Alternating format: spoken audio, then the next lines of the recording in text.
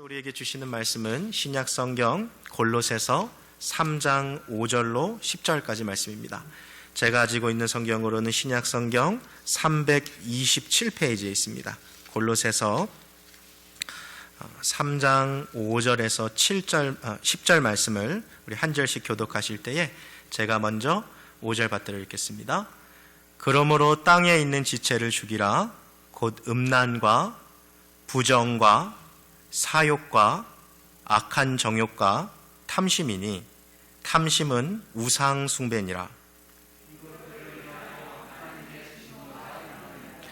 너희도 전에 그 가운데 살 때에는 그 가운데서 행하였으나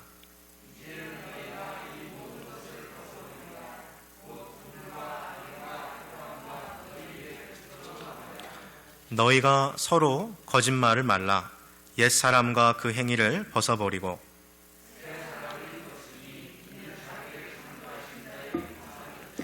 지식에까지 새롭게 하심을 받는 자니라. 아멘. 반갑습니다. 잘 오셨습니다. 우리 전후자에 계신 분들 보시면서 한번 같이 인사하시겠습니다. 반갑습니다. 잘 오셨습니다. 네. 저희가 이게 마스크가 있으니까 이 입이나 이런 표정들이 잘 안 살아나는 것 같아요. 그래서 우리가 손이 우리의 대신 표정이 되는 것 같은데요. 한번 다시 보실 때 반갑게 좀 손으로 인사하셨으면 좋겠습니다. 반갑습니다. 잘 오셨습니다. 네. 요즘 참 날씨가 좋죠. 네, 완연한 이제 가을이 된 것 같아요. 조금 있으면 이제 날씨가 더 이제 추워지는 겨울이 찾아올 텐데요. 날씨가 추워질수록 우리 성도님들은 뭐가 생각이 나십니까? 저는 이렇게 날씨가 이게 추워지고 특별히 이렇게 새벽 예배에 오는 추운 바람을 이렇게 맞을 때면 따뜻한 이 뚝배기에 담겨 있는 아주 맛있는 갈비탕이나 이렇게 설렁탕 한 그릇 먹으면 좀 든든하겠다라는 생각들이 듭니다. 참 한국에 나가보면 맛집이라고 부르는 참 유명한 그런 뭐 갈비탕집, 설렁탕집이 많이 있는데요. 그 맛집 유명한 가게들을 찾아가 보면 한 가지 특징이 있어요. 그게 뭐냐면 사골의 맛이 담백하고 아주 깔끔하다라는 거죠. 그럼 그렇게 이 맛집이 될 수 있는 비결이 뭔가 하면 보면 역시 요리는 정성입니다. 그냥 요리하는 게 아니라 장시간 동안 그 사골을 우려낼수록 위에 뭐가 뜨지요? 새하얀 기름이 뜨지 않습니까? 그거를 계속해서 퍼서 없애줄수록 국물 맛이 담백해지고 국물 맛이 깔끔해지는 거죠.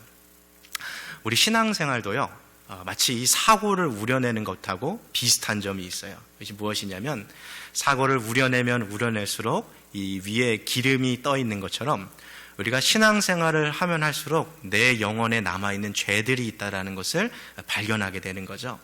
그래서 이 죄를 떠서 없애버릴수록 우리의 신앙생활이 담백해지는 거죠. 신앙생활이 담백해진다라는 말이 무슨 말이냐면 우리 신앙생활에 참된 기쁨이 찾아오는 거예요. 아, 신앙생활 이렇게 하는 거구나. 아, 이래서 하나님 믿는구나. 아, 이래서 사람들이 말씀 보라고 하는 거고 기도하라고 하는구나. 이게 내 안에 신앙이 담백하게 찾아온다라는 거예요.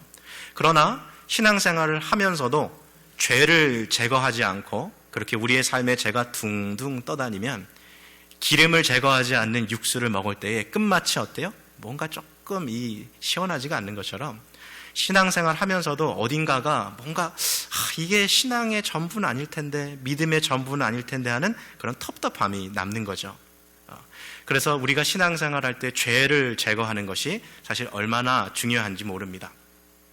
우리가 일상 속에서도 살아가다 보면 우리 손에 있는 이 손톱이 자라나듯이 또 우리 발에 있는 발톱이 자라나듯이 우리 마음에 있는 이 죄된 본성이라는 것은 가만히 놔두면 죄악이 끊임없이 자라고 또 자라고 있어요.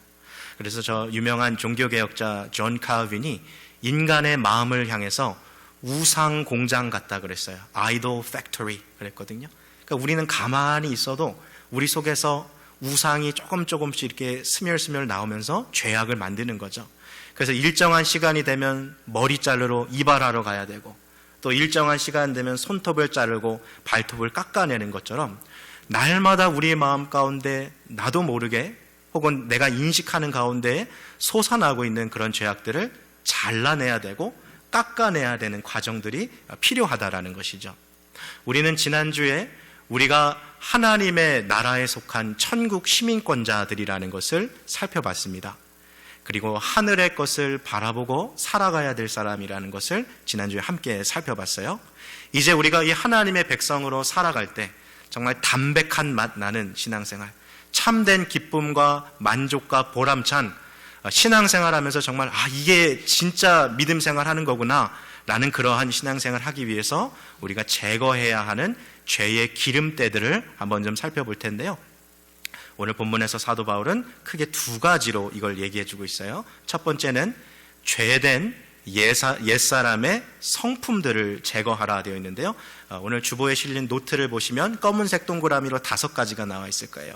죄된 옛사람의 성품 5가지를 제거하라고 첫 번째로 말해주고요. 두 번째는 죄된 옛사람의 행위들을 제거하라 그랬어요. 그래서 오늘 설교가 크게 두 파트로 나눠질 텐데요. 첫 번째 파트는 죄된 옛사람의 성품 5가지를 제가 얘기할 것이고요. 두 번째 파트에서는 죄된 옛사람의 행위들, 제거해야 될 5가지. 그러니까 오늘 우리가 함께 제거하려는 이 기름이, 죄의 이 기름때가 바로 이 5가지예요. 이것을 제거하였을 때만이 정말 담백한 신앙생활을 우리가 할 수가 있겠죠. 그래서 이 설교 노트를 보시면서 참고하시면 좋겠고요. 첫 번째 파트를 좀 봅시다. 첫째로 우리 성도들은 옛사람의 죄된 성품들을 죽여야 한다라고 이야기합니다. 오늘 본문 화면에 골로새서 3장 5절 말씀을 보여주시고요. 한번 같이 읽도록 하겠습니다. 시작. 그러므로 땅에 있는 지체를 죽이라. 곧 음란과 사욕과 악한 정욕과 탐심이니 탐심은 우상 숭배니라. 아멘. 자, 여기 5가지가 나오고 있어요. 한번 무엇인지 한번 볼까요? 첫 번째 뭐가 나옵니까? 음란과 부정과 사욕과 악한 정욕과 탐심이니 이렇게 5가지가 나왔어요. 근데 제가 이 성경을 읽어보면서 저도 한국에서 태어나서 한국에서 자라고 교육받은 사람인데 부정은 뭐고 사욕은 뭐고 이게 바로 이렇게 싹싹 와닿지가 않더라고요. 그래서 이런 말씀 볼 때 어려운 부분들이 그런 것 같아요. 그래서 단어를 하나하나 제가 설명해드리기보다 먼저 맨 마지막 5번째 이 죄된 성품이 뭡니까? 탐심이죠. 이 탐심을 우리가 좀 먼저 봤으면 좋겠어요. 왜냐면 이따도 보겠습니다만 모든 나머지 성품이 탐심으로부터 시작하거든요. 탐심은 우리가 좀 쉽게 이해할 수 있는 것 같아요. 탐심이라는 게 뭐죠? 내가 현재 가지고 있는 것에 만족하지 못하고 더 큰 것을 갖고 싶은 거예요. 더 많은 것을 가지고 싶은 거예요. 왜 내가 지금 살고 있는 어떤 이 집보다 뭔가 내 친구네 집이 더 좋아 보이고, 내가 타고 다니는 차, 이거보다 우리 집, 이웃집 차가 더 좋아 보이고, 우리 집 앞에 펼쳐져 있는 이 grass, 이거보다 옆집 grass가 더 초록색이고 더 좋아 보이고, 만족하지 못하고 무언가를 더 갖고 싶어하고 더 소유하고 싶은 끊임없는 그 욕구, covetedness, 이게 바로 탐심인 거죠. 근데 오늘 이 본문 골로새서 3장 5절 마지막 부분을 보세요. 탐심은 곧 뭐라고 되어 있어요? 탐심 equal idolatry, 우상 숭배하는 거라고 이해하고 있는 것이죠. 자, 이 탐심으로부터 모든 죄가 나오는데요. 우리가 성경을 하나만 더 찾아봅시다. 야고보서 1장 14절과 15절 말씀 우리 한번 같이 읽겠습니다. 시작. 오직 각 사람이 시험을 받는 것은 자기 욕심에 끌려 미혹됨이니 욕심이 잉태한 즉 죄를 낳고 죄가 장성한 즉 사망을 낳느니라. 자, 무엇이 죄를 낳는데요? 이 욕심이 오늘 본문에 나오는 탐심하고 똑같은 거예요. 그러니까 탐심은 모든 죄악의 뿌리가 된다는 것을 볼 수 있어요. 탐심이 죄를 낳는 것이죠. 오늘 우리가 함께 읽은 골로새서 이 3장 5절을 보니까 탐심이 곧 우상 숭배다라 그랬는데요. 여러분, 우상이라는 것이 뭐예요? 내가 하나님보다 더 사랑하고, 내가 하나님보다 더 의지하고, 내가 하나님보다 더 간절히 원하는 것, 그게 우리의 우상인 거예요. 왜 탐심이 우상이 됩니까? 내가 하나님보다 더 사랑하는 그 대상이 생긴 거죠. 내가 하나님보다 더 의지할 수 있는 대상이 생겼어요. 사람이든 물질이든 내가 하나님보다 더 간절히 원하는 것이 내 마음 가운데 하나님을 밀어내면서 그 하나님의 자리를 차지하는 것이 바로 이 탐심이라는 거예요. 그래서 탐심이 우상숭배가 된다라는 거죠. 오늘 화면에 한번 다시 3장 5절 보여주시고요. 오늘 이 말씀을 유심히 보십시오. 만일 우리가 신앙생활을 지금 하고 있는데, 내가 지금 교회 다니면서 예수님 믿는다라고 고백하는데, 내가 이렇게 신앙생활하고 있는 목적이 내가 더 잘 살려고, 내가 조금 더 남들보다 유복한 삶 살아가려고, 내가 남들보다 더 건강하게 오래 살려는 것이 어느 순간 내 신앙의 목적이 돼버리면, 그 사람은 지금 사실 하나님을 섬기는 게 아니라 뭘 숭배하고 있다라는 거예요? 우상을 숭배한다라는 거예요. 신앙의 초보적인 단계에서는 그러한 동기와 목적을 가지고 교회에 왔는지 모르겠어요. 세상에 참 의지할 곳이 없고 뭔가 좀 잘 살아보고 싶은데 이게 안 되니까 한번 하나님 믿어봐야겠다 하고 해서 교회에 왔는지도 모르겠어요. 그러나 그것은 신앙의 초보적인 단계죠. 하나님의 말씀을 배우고 하나님의 뜻을 익혀갈수록 깨닫게 되는 것은, 신앙은 내 욕심을 이루기 위해 살아가는 것이 아니라 하나님의 나라와 하나님의 뜻을 이루기 위해서 나의 삶을 주님께 드리는 것, 이게 기독교의 정수구나 하는 것을 우리가 깨닫게 되는 것이죠. 그래서 하나님보다 더 사랑하는 것, 내가 하나님보다 더 의지하는 것, 내가 하나님보다 더 간절히 원하는 그것이 내 안에 우상으로 자리 잡게 만드는 것이 바로 탐심이라는 거죠.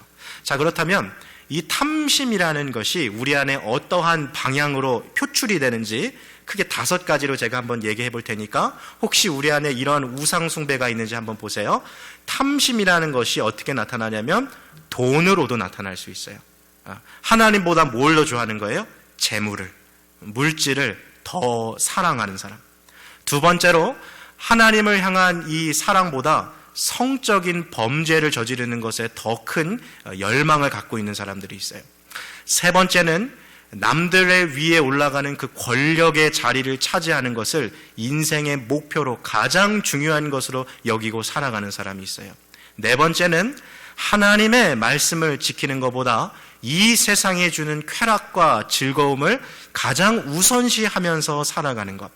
다섯 번째는 사람들 앞에서 가운데 내가 얼마나 소중하고 중요한 사람인지 나의 존재 가치를 입증받고 인정받는 것이 인생의 목표로 자리 잡은 사람이 있어요. 5가지죠. 돈에 대해서, 성적인 것에 대해서, 권력에 대해서, 이 세상이 주는 쾌락에 대해서, 명예에 대해서, 이것이 하나님보다 내 인생에서 더 큰 가치관으로 나타날 때 그것이 바로 우리 안에 나도 모르는 사이 우상으로 자리 잡고 있는 거죠.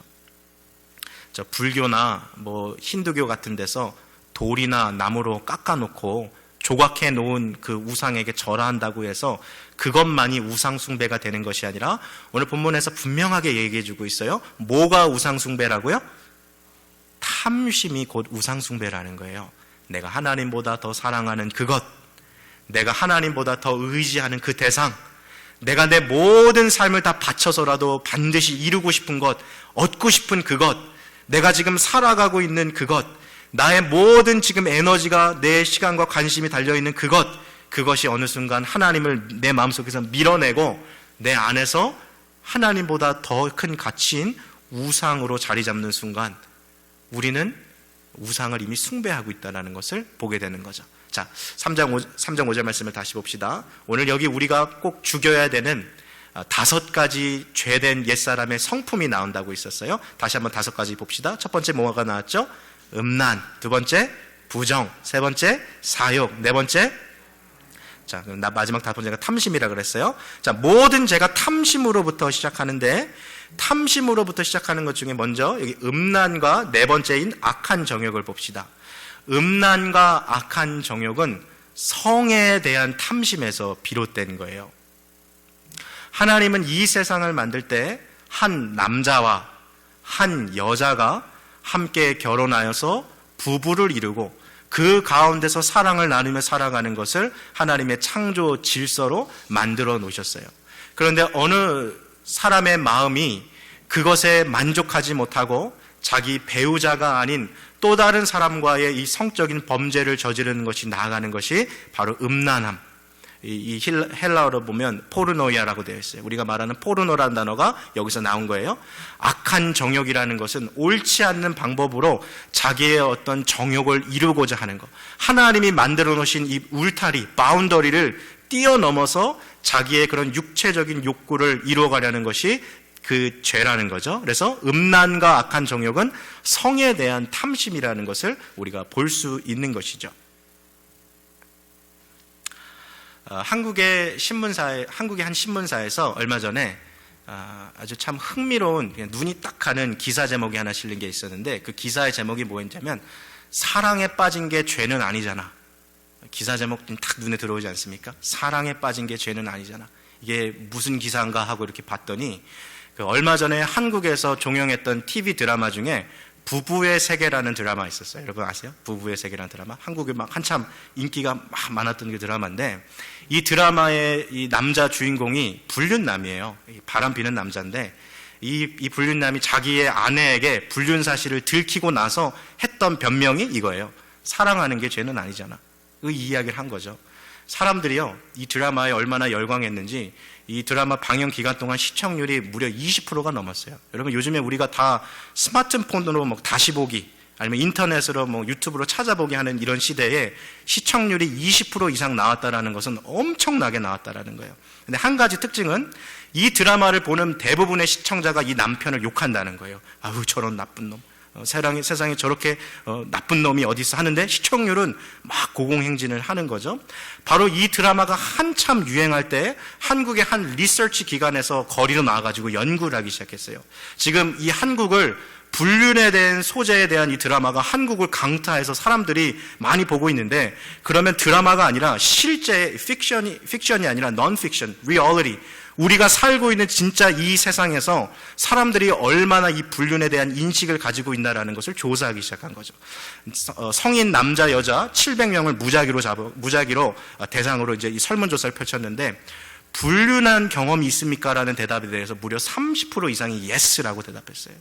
10명 가운데 3명은 나는 불륜의 경험이 있습니다라고 대답한 거예요. 근데 여기서 여자와 남자의 차이점이 나오는데, 여자 같은 경우에는 불륜의 정의가 성적인 관계가 없어도 데이트만 해도 그게 불륜이라고 했어요. 근데 남자는 그 기준이 좀 달랐어요. 남자 같은 경우에는 성관계가 있고 그것이 지속돼야지만 그것이 불륜이다라고 얘기했던 거예요. 저는 이 기사를 보면서요, 너무 기가 막혔어요. 아, 불륜에 대한 정의가 이미 너무 많이 깎여버렸구나. 너무 많이 달라졌구나. 하나님께서 우리에게 가르쳐 주신 이 말씀의 기준하고 세상 사람들이 생각하고 있는 이 불륜의 기준이 완전히 달라버렸구나라고 생각이 들어요. 여러분, 한 시대의 드라마나 연극이나 문학 작품은 그 시대의 사람들이 생각하고 있는 사고와 가치관을 잘 방영해 주고 있는 거예요. 이 부부의 세계의 드라마라는 이 드라마에서 남자 주인공이 또 그런 제가 뭐 드라마를 보진 않아서 이게 언제 어느 대목에서 한지 모르겠습니다만 기사에 그런 내용이 적혀 있더라고요. 이 남자 드라마가 우리의 불륜은 바람이 아니야, 우리의 불륜은 사랑이야, 그런 대사들이 막 이렇게 나온다는 거예요. 그러니까 TV 드라마 욕하면서도 막 보는 거죠. 그러한 시대적인 근저에 깔려있는 사상들이 우리의 이 사회를 움직이고 있다는 것을 볼 때 얼마나 성인식이 무너져 내려가는지.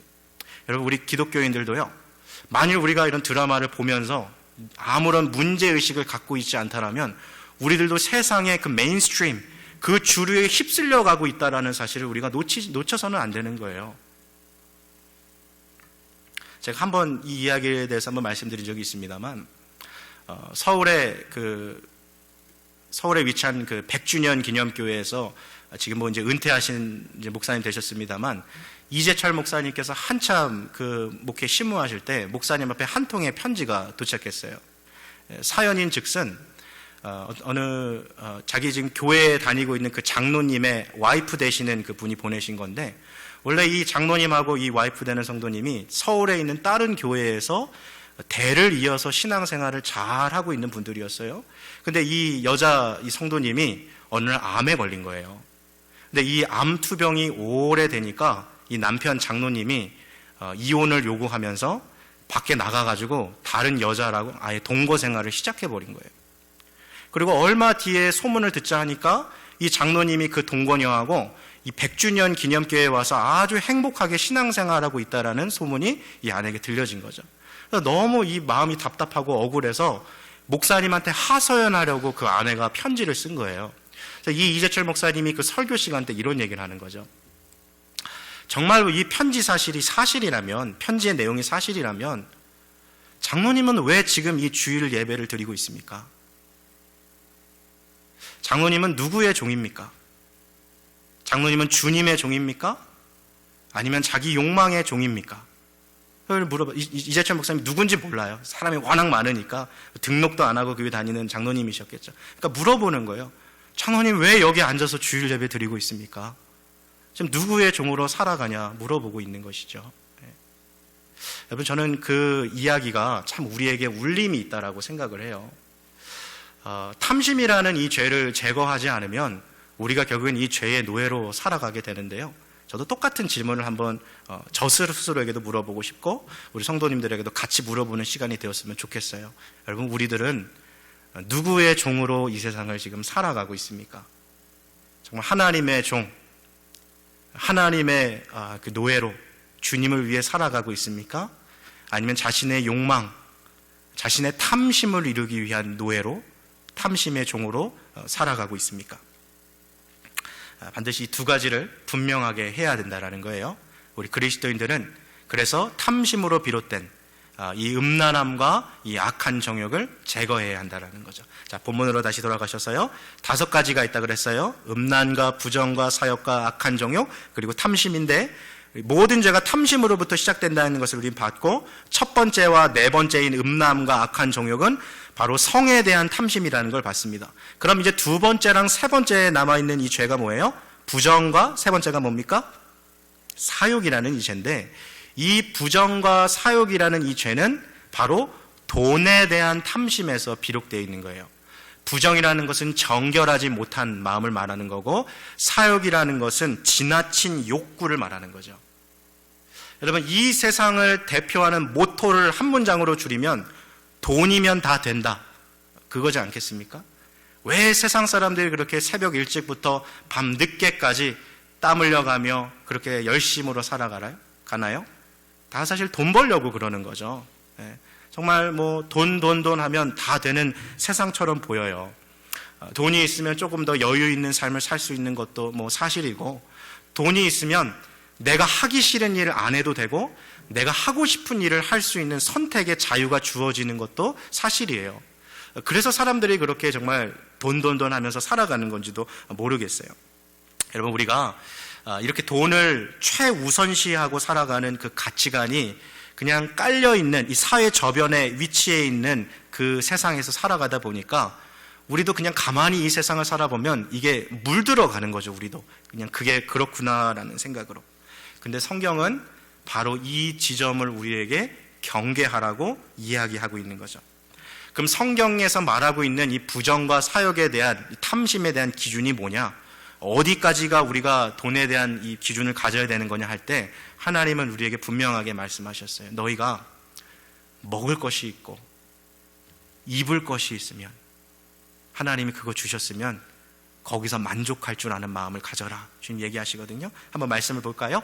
디모데전서 6장 7절부터 10절까지 말씀입니다. 함께 같이 읽겠습니다. 시작.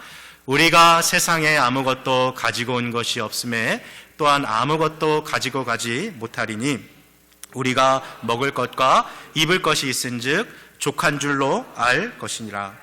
부하려 하는 자들은 시험과 올무와 여러 가지 어리석고 해로운 정욕에 떨어지나니 곧 사람으로 침륜과 멸망에 빠지게 하는 것이라.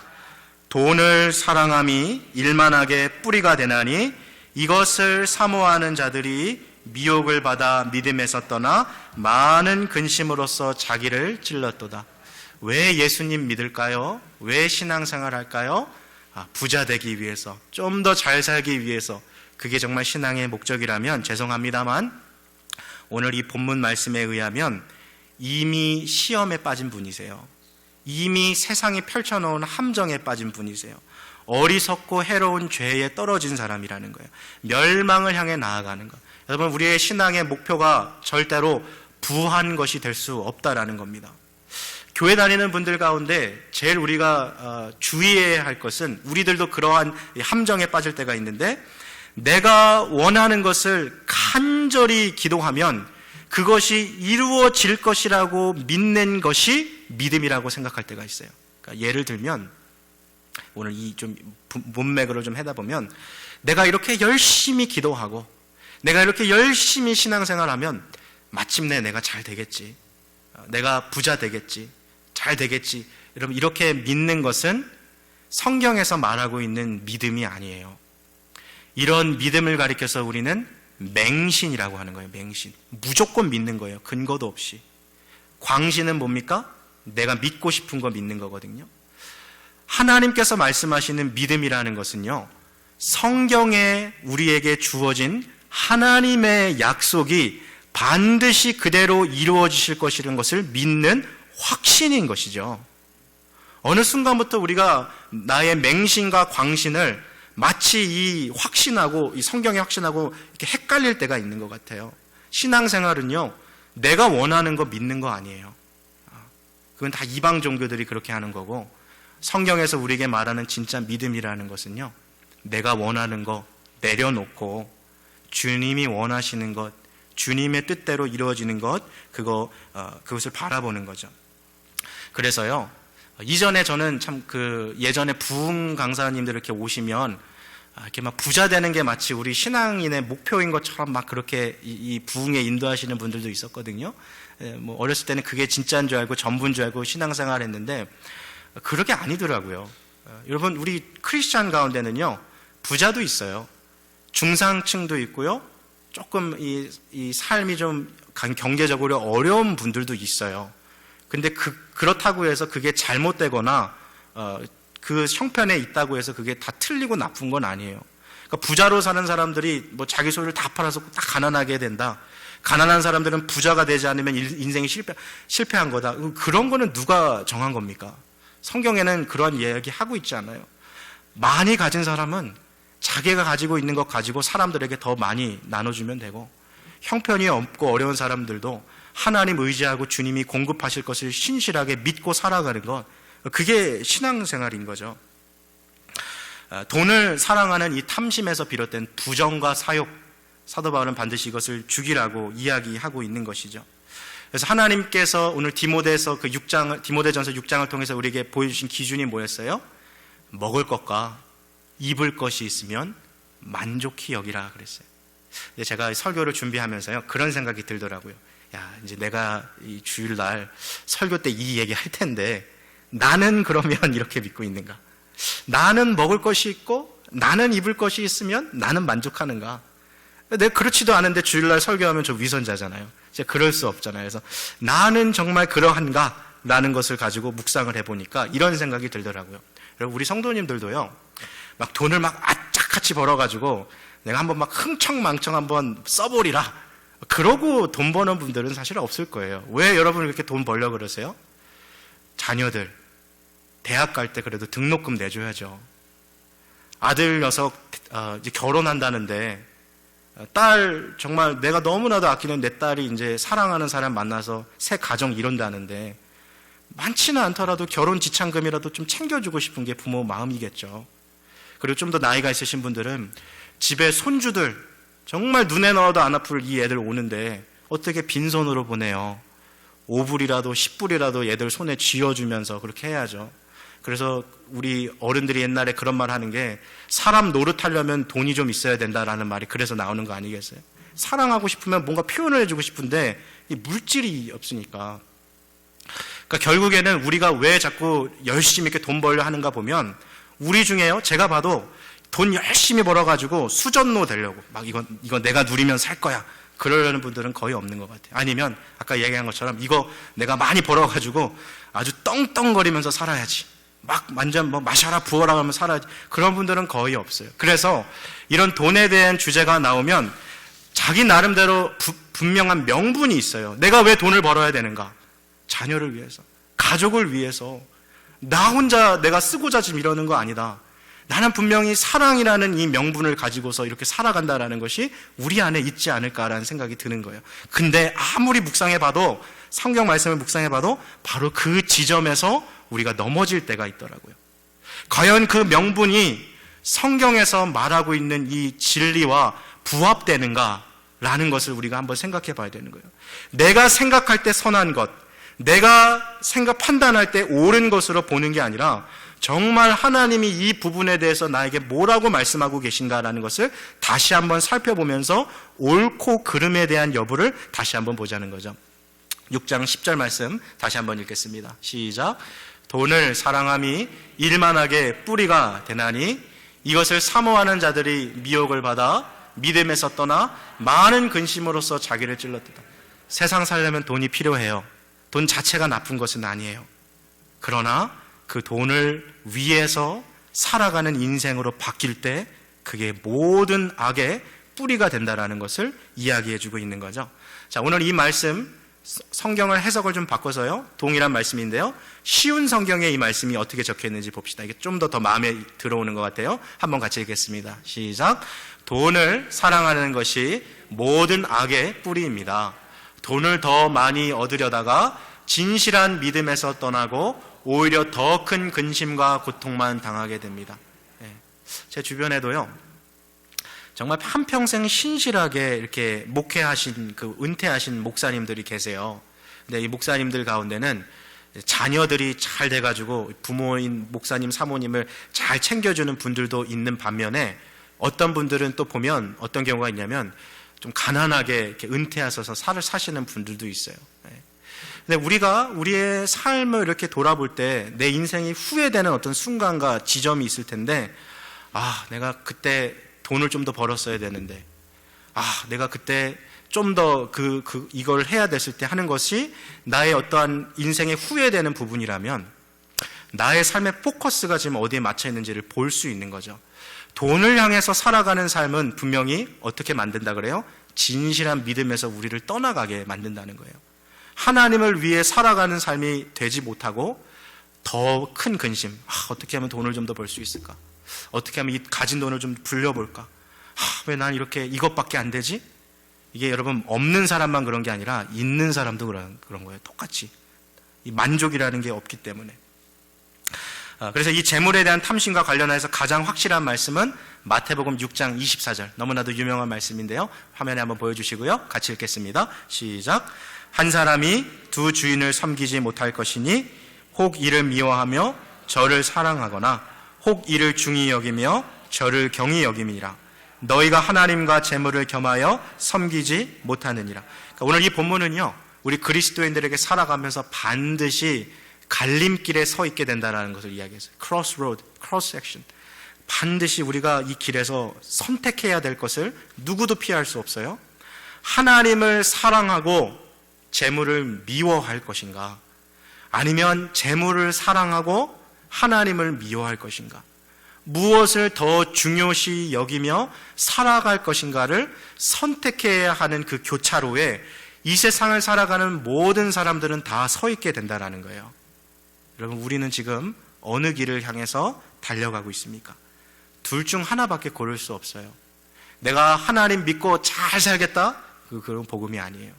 하나님을 위해서 살아간다면 내가 가진 건 나눠야죠. 하나님을 위해서 살아간다면 더 잘 사는 것이 목표가 아니라 지금 내가 있는 곳에서 잘 살아가야죠. 어떤 분들 그런 얘기 하잖아요.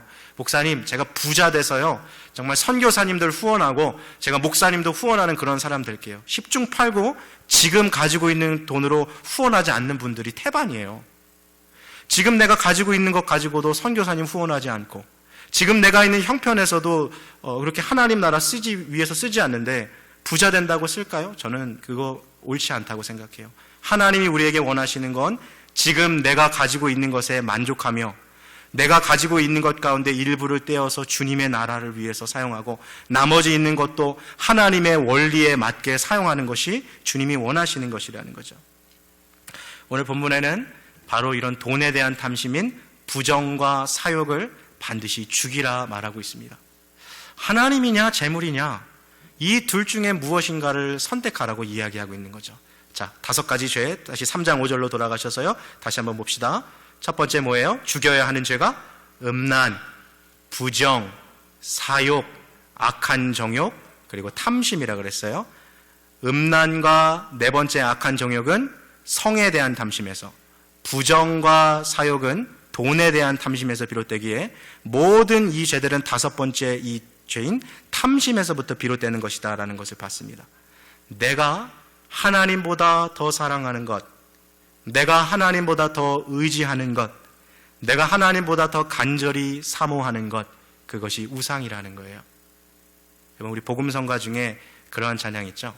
내가 주인 삼은, 내가 주인 삼은 모든 것 내려놓고 내 주 대신 주 앞에 나가 내가 사랑했던 모든 것 내려놓고 주님만 사랑해.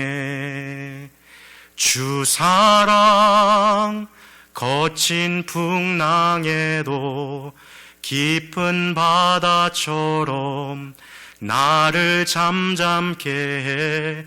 주 사랑 내 영혼의 반석, 그 사랑 위에 서리. 지난 한 주간에 말씀 묵상하면서 이 찬양 얼마나 많이 불렀는지 몰라요. 아까 제가 말씀드렸잖아요. 이거 내가 우리 성도님 앞에서 설교할 텐데 나는 어떤가? 정말 나는 어떤가? 돌아보는 시간을 가져보니까 제 안에도 정말 우상이 많더라고요. 여전히 포기하지 못했던 가치들이 너무 많더라고요.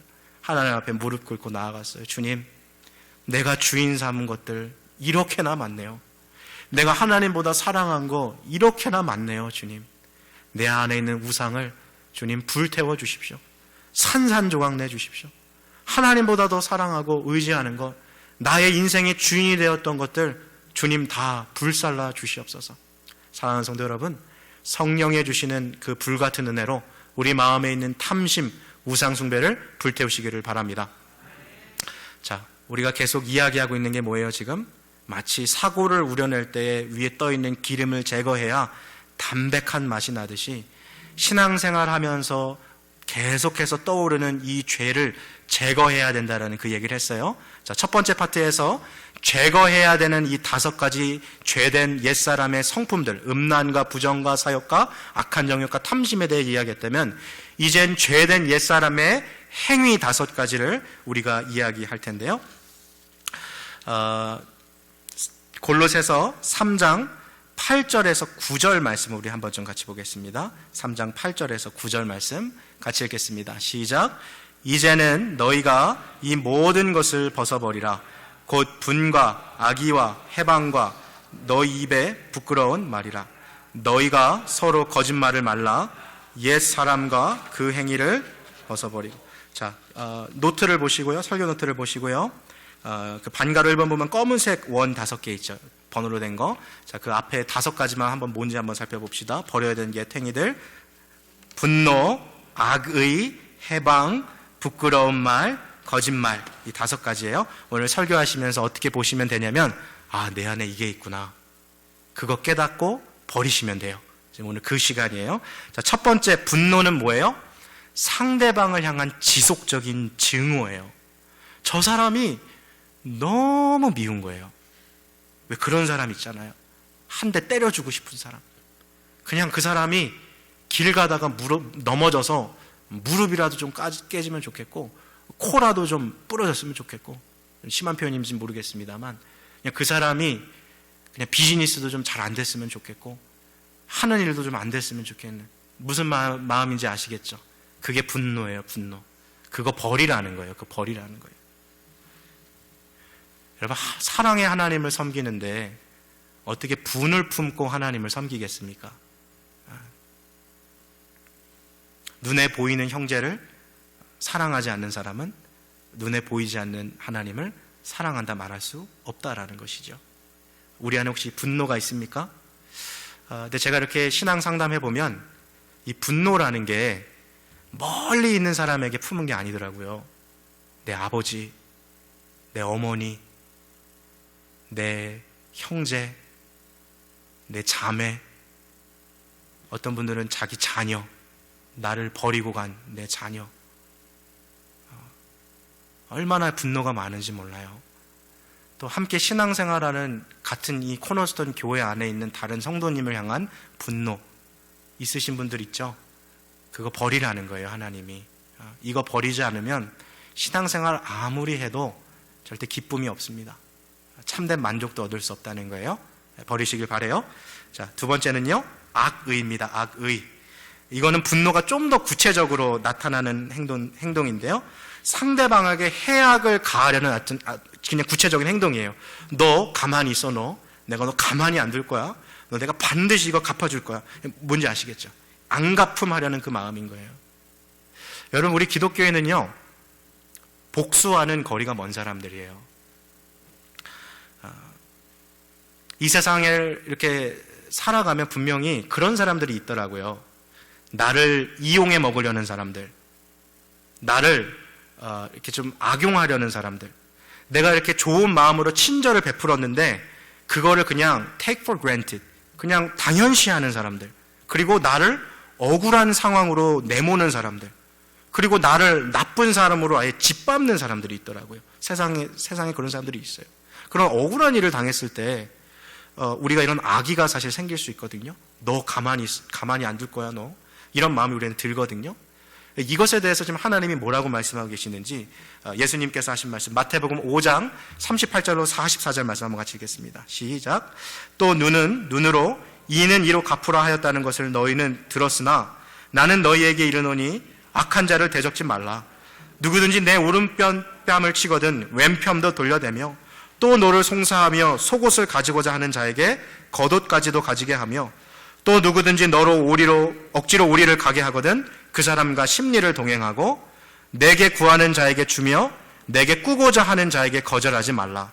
또 내 이웃을 사랑하고 내 원수를 미워하라 하였다는 것을 너희가 들었으나 나는 너희에게 이르노니 너희 원수를 사랑하며 너희를 핍박하는 자를 위하여 기도하라. 이 세상의 원리가 뭐예요? 눈은 눈으로 갚아주라는 거예요. 이는 이로 갚아주라는 거예요. 너 나 때렸어? 나도 너 때릴 거야. 이게 세상의 이 안갚음의 원리지 않습니까? 근데 하나님은 뭐라고 말씀하고 계세요? 여기 39절 말씀을 보면 나는 너희에게 이르노니 악한 자를 대적하지 말아라. 누가 너희의 오른뺨을 때렸느냐? 그럼 왼뺨도 내줘라. 누가 너희의 속옷을 가져가려고 하냐? 겉옷도 줘라.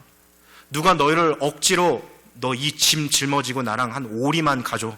그렇게 너를 악용하고 너의 친절함을 이용하려고 하는 사람이 있다면 심리까지 그냥 가줘라. 그 얘기예요. 그래서 이 예수님의 말씀을 두 마디로 정리하면 이런 거죠. 사랑으로 져줘라. 그 이야기 하는 거예요. 사랑으로 져줘라.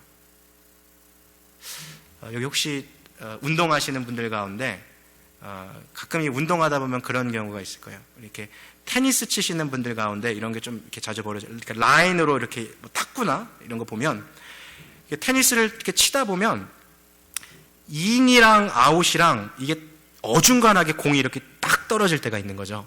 내가 볼 때는 그게 아웃인데 상대방은 인이라고 막 주장하는 거예요. 그래서 이거 아웃이라고, 이거 인이라고 막 하는데 어떤 분들 보면 그 승부욕이 강해가지고 막 얼굴 막 붉히면서 막 싸우는 분들이 있거든요. 근데 그때 생각해야 되는 게 있어요. 여러분, 이거 이긴다고 해서 윈블던 경기 가는 거 아니에요. 친선 경기예요, 친선 경기. 제가 골프 안 쳐서 모르겠습니다만 아마 골프도 비슷한 거 있을 거예요.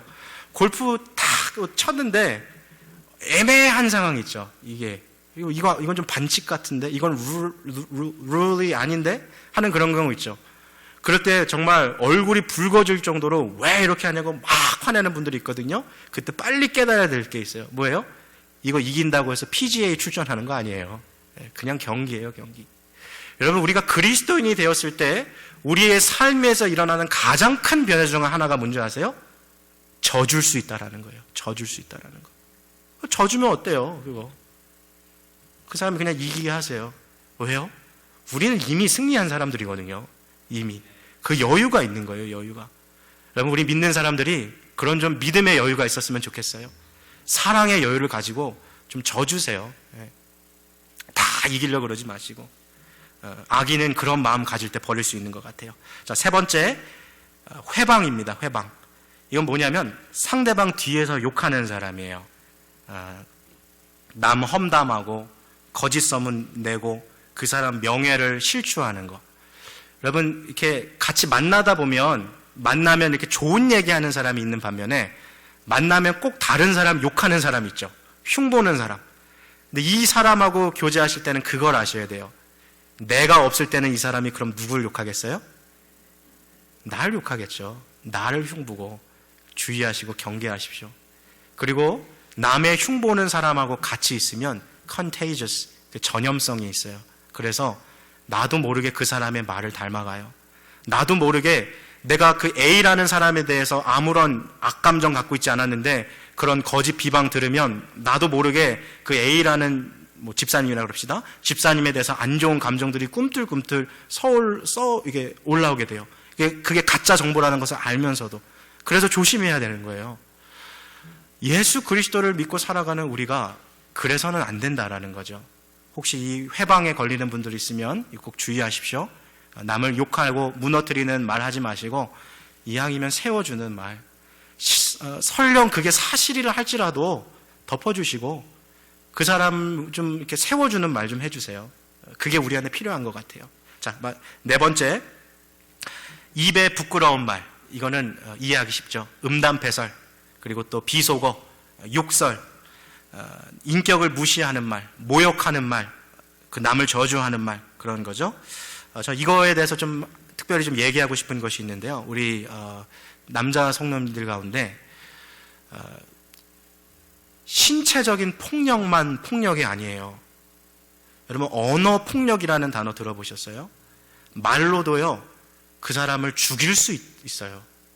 그런데 이 신체적인 폭력이라는 것은 맞으면 멍이 들면 시간이 지나면 이게 사라질 수 있지만 언어로 입은 폭력은요, 시간이 가도 평생 가슴에 대못 박힌 것처럼 남는 경우가 있어요. 시퍼렇게 멍이 들어서 살아가는 분들. 그래서 신앙생활할 때 교회에서는 정말 인자하고 착하고 좋은 분처럼 보이는데 집에 가서는 아내하고 자녀들한테 아주 쌍욕하는 분들 있죠.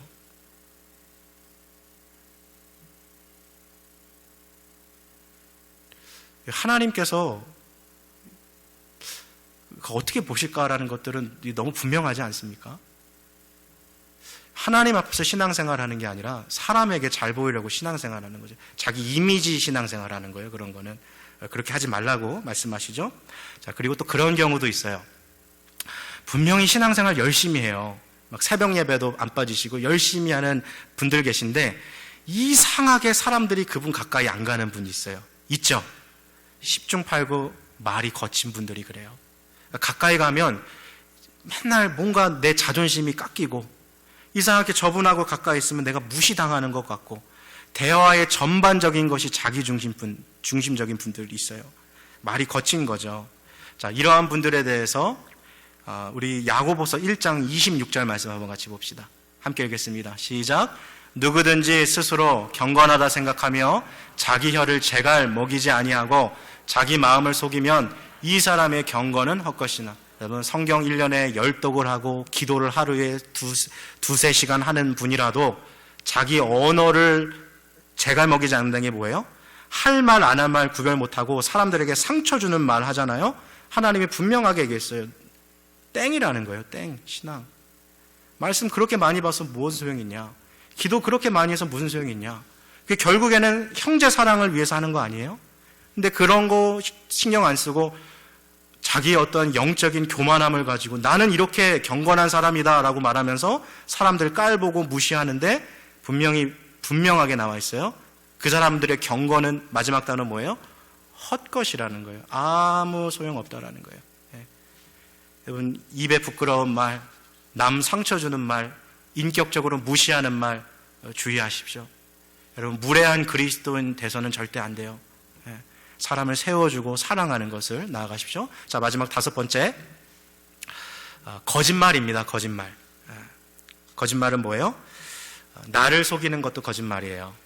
내가 진실을 알고 있는데 있는 것을 없다고 말하는 거, 없는 것을 있다고 말하는 거, 혹은 사실을 축소해서 말하거나 사실을 부풀려서 확대해서 말하는, 이게 다 거짓말이죠. 나를 속이는 것, 그리고 또 상대방을 속이는 것, 그리고 하나님을 속이는 것, 이것이 다 거짓말에 속하는 것이죠. 자, 오늘 저희가 많은 것들을 얘기했어요. 죄된 옛사람의 옛 성품들 5가지, 음란과 부정과 사욕과 악한 정욕과 탐심에 대해서 우리가 같이 얘기했고, 또 이 죄된 옛사람의 5가지, 분노와 악의와 해방과 입의 부끄러운 말과 거짓말, 이렇게 5가지 총 10가지를 얘기했는데요. 말씀 듣는 가운데 성령께서 깨닫게 하신 것이 분명 있을 거라고 생각이 들어요. 우리 가운데 내가 부족한 것들, 오늘 시간에 좀 말씀을 맺을 때요, 그 이야기로 꼭 이 말씀 맺고 싶었어요.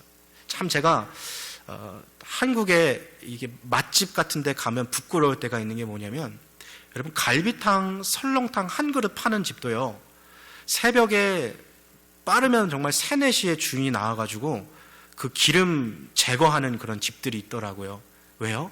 한 그릇의 설렁탕에 담겨있는 그 맑은 육수를 손님들이 맛있게 먹으면 그게 주인이 행복하다라는 거예요. 그래서 그렇게 노력을 하거든요. 여러분, 음식을 한 그릇 파는 그 갈비탕집 주인도 그 새벽에 3시에 일어나서 그렇게 12시간 이상씩 그렇게 기름때 제거하는데, 여러분, 우리는 하나님 앞에 기쁨이 되는 정말 맛있는 담백한 그 육수가 담긴 한 그릇과 같은 그 거룩한 인생을 주님께 드리기 위해서 우리가 얼마나 이 죄와 싸우고 있는가, 우리 스스로를 돌아봐야 하는 것이죠.